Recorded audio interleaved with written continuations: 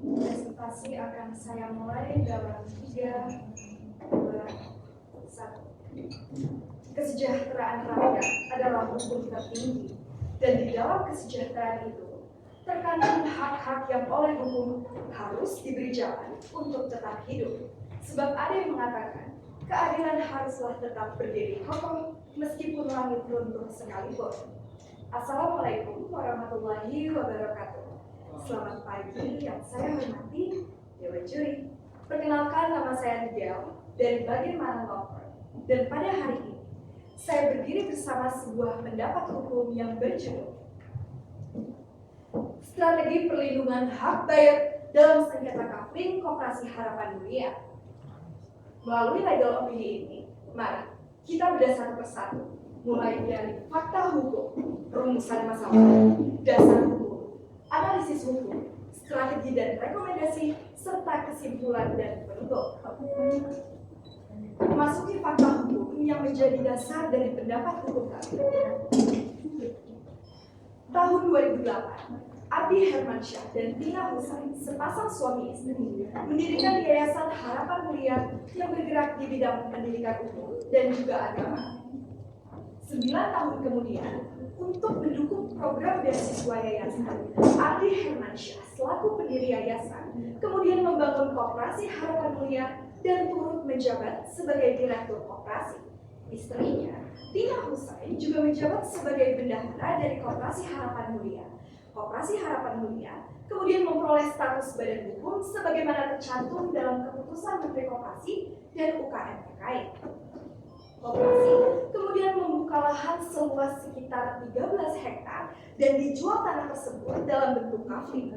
Sebanyak 400 buyer telah membayar kafling tersebut atas dasar perjanjian pengikatan jual beli ataupun PPJB, dan 100 orang diantaranya termasuk klien kami telah melunasi pembayaran tersebut. Namun koperasi tidak pernah meratakan, mematok ataupun menyerahkan tanah sebagaimana diperjanjikan. Somasi telah dikirimkan, pengakuan utang oleh pihak koperasi pun telah ditandatangani, namun pengembalian dana tidak pernah terrealisasikan. Dan ketika para buyer akhirnya mendatangi koperasi, ditemukan fakta bahwa Adi Hermansyah tak lagi hadir di koperasi maupun di Yayasan Harapan Mulia, meninggalkan ratusan buyer di tengah ketidakpastian hukum. Atas dasar rangkaian fakta hukum tersebut, perkara ini pada dasarnya berangkat dari satu pokok pertanyaan. Apa langkah hukum yang dapat ditempuh untuk memastikan perlindungan hak buyer dalam sengketa kapling Koperasi Harapan Mulia?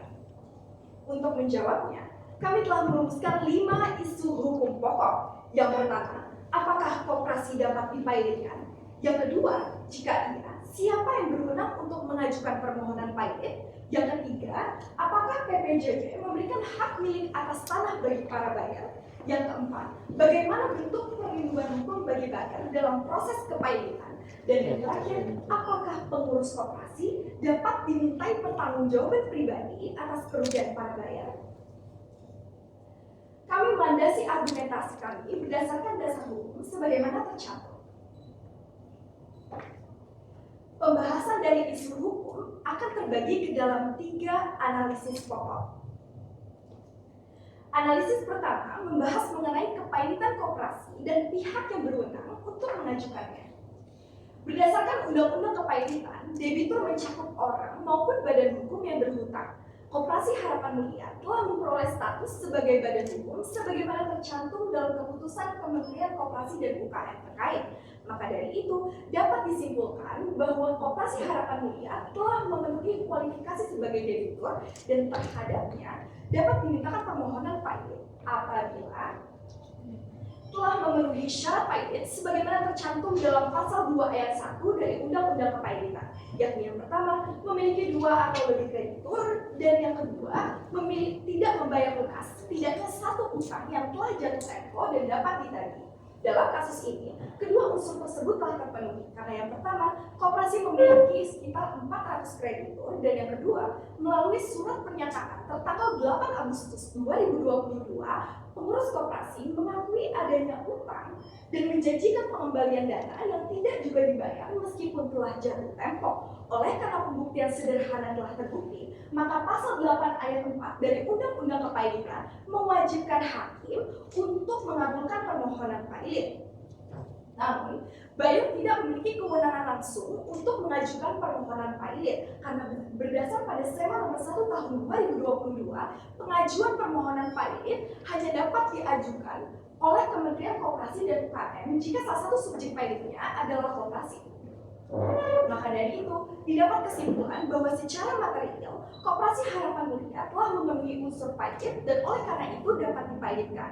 Lalu yang kedua, secara formil yang memiliki kewenangan untuk mengajukan permohonan pailit adalah Kementerian Koperasi dan UKM dan bukan para buyer. Memasuki analisis kedua mengenai status hukum para buyer sebagai kreditur dalam konteks kepailitan.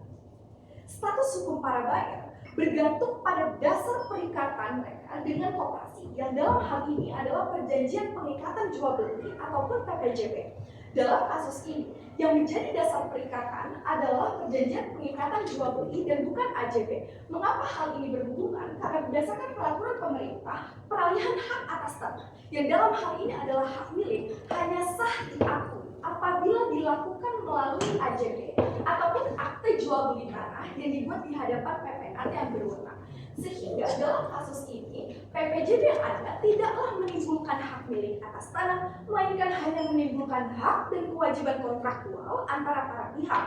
Lalu dalam konteks kepailitan, para buyer itu tidak berstatus sebagai kreditur separatis dengan jaminan kebenaran ataupun kreditur preferen dengan hak istimewa yang menghasilkan prioritas pembayaran terhadap posisi para buyer, melainkan buyer berstatus sebagai kreditur konkuren ataupun kreditur biasa yang hanya memiliki hak tagih atas uang ataupun hak tagih atas penyerahan tanah yang pelunasan pembayarannya dilakukan secara proporsional bersamaan dengan kreditur lainnya setelah pelunasan kreditur separatis dan juga kreditur preferen, sebagaimana tercantum dalam pasal 1131 dan pasal 1132 KUH Perdata. Maka dari itu, didapat kesimpulan dari analisis kedua bahwa pelunasan pembayaran tidak serta-merta menjadikan buyer sebagai pemilik sah atas tanah karena dasar perikatannya adalah PPJB dan bukan AJB. Lalu dalam konteks kepailitan, para buyer berstatus sebagai kreditur konkuren yang memiliki hak tagih atas uang ataupun penyerahan tanah dan bukan hak atas tanah. Selanjutnya, memasuki analisis ketiga mengenai pertanggungjawaban pribadi pengurus koperasi. Pasal 34 Undang-Undang Perkoperasian membuka ruang bagi pengurus koperasi untuk dimintai pertanggungjawaban pribadi apabila terdapat kesalahan dan juga kelalaian pengurus koperasi dalam menjalankan tugasnya. Dalam hal ini, waktu Anda kurang 2 menit. Dan Tina Husain terindikasi melakukan perbuatan melawan hukum dengan melanggar Undang-Undang Yayasan. Pasal 7 ayat 3 Undang-Undang Yayasan melarang anggota yayasan untuk merangkap jabatan ke badan usaha yang didirikannya. Dan dalam hal ini, Adi Hermansyah dan Tina Husain selaku pendiri yayasan justru merangkap jabatan sebagai direktur dan bendahara dari Koperasi Harapan Mulia. Lalu pasal 8 Undang-Undang Yayasan menegaskan bahwa kegiatan dari badan usaha yang didirikan oleh yayasan itu harus selaras dengan tujuan sosial pendiriannya. Yayasan Harapan Mulia didirikan atas dasar pendidikan umum dan juga agama, sehingga kegiatan komersil seperti jual beli kafe dengan motif memberikan manfaat ekonomis dan juga mengembangkan suatu wilayah yang merupakan tujuan pembangunan itu merupakan bentuk penyimpangan dari tujuan pendidikan. Oleh karena itu, didapat kesimpulan bahwa Adi Hermansyah dan Tina Husain terindikasi melakukan perbuatan melawan hukum dan oleh karena itu dapat dimintai pertanggungjawaban pribadi atas kerugian kepada buyer. Karena tanpa penyimpangan tersebut, transaksi jual beli kafe itu tidak akan terjadi. Sampailah kita pada bagian strategi dan rekomendasi.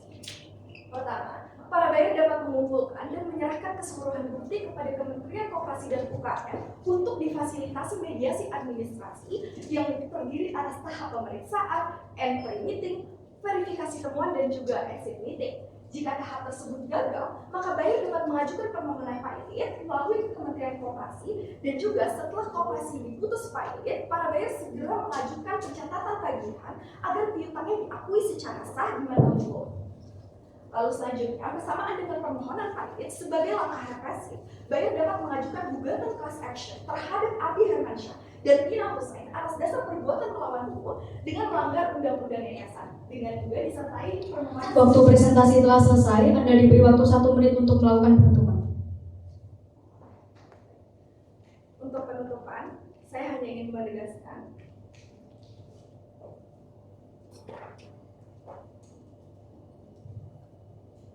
lex neminem cogit ad impossibilia. Hukum pada akhirnya tidak memaksa seseorang untuk melakukan hal yang mustahil. Kepahitan bukanlah akhir, melainkan instrumen keadilan sebagai langkah korektif untuk menyeimbangkan hak dan kewajiban antara koperasi dan juga buyer, guna kepastian hukum seperti keadilan, kepastian, dan kebermanfaatan hukum tetap terjaga. Sekian dari saya, Idel, mewakili Bagian Terima kasih. Assalamualaikum warahmatullahi wabarakatuh.